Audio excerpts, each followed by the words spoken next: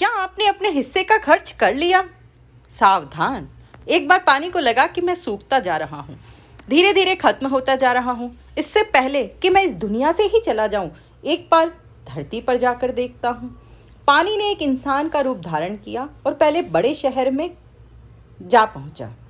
वहां उसने किराए के मकान में रुकने का सोचा। अगली सुबह उठा, बालकनी से नीचे देखा, पाइप लेकर लोग अपनी गाड़ियों की सफाई कर रहे थे।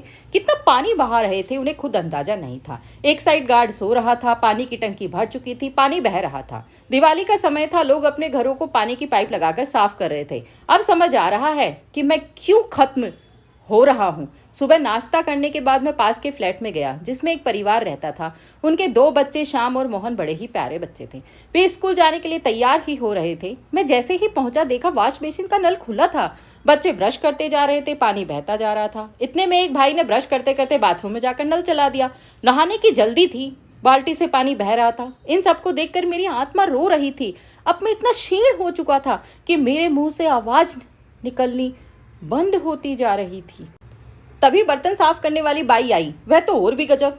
उसने जितनी देर तक बर्तन साफ किए उतनी देर तक लगातार नल चलती रही।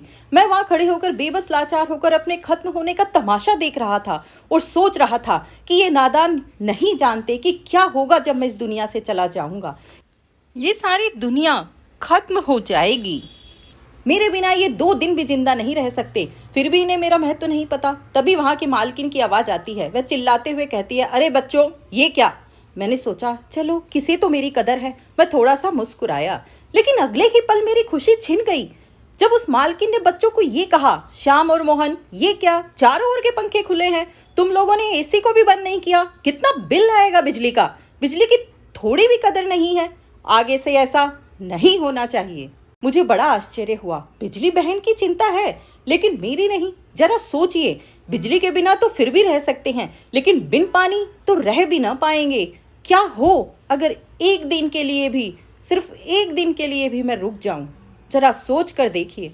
हे राम कहता कहता पानी अपने कमरे में गया। वह शौचालय की ओर गया। उसने देखा एक बार बाथरूम जाते हैं तो 1 बाल्टी जितना पानी आ जाए, हम फ्लश चलाकर आते हैं। वह सोच में पड़ गया कि एक परिवार में अगर 4 सदस्य होते हैं, चारों अगर दिन भर में 10 बार भी बाथरूम जाते हैं तो लगभग 40 बार फ्लश चलाया, यानी 40 बाल्टी पानी एक दिन में। ये तो एक घर की हालत है। ऐसे न जाने कितने फ्लैट्स हैं। ये तो सिर्फ बाथरूम का हिसाब है, बाकी तो अभी बहुत कुछ बचा है। कहाँ से शुरू करूँ?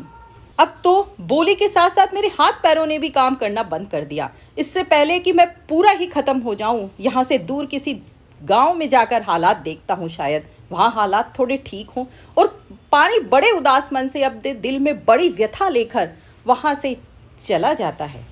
अगर आप भी मेरी इस बात से सहमत हैं तो इस वीडियो को इतना आगे बढ़ाएं जिससे कि हम सब भी पानी के महत्व को समझकर उसे, यानी पानी को इस दुनिया से जाने से रोक सके। इसका अगला पार्ट नंबर 2 लेकर मैं जल्द ही आपके बीच आऊंगी, जिसमें पानी अपने आगे का सफर जारी रखते हुए गांव की ओर रुख करता है।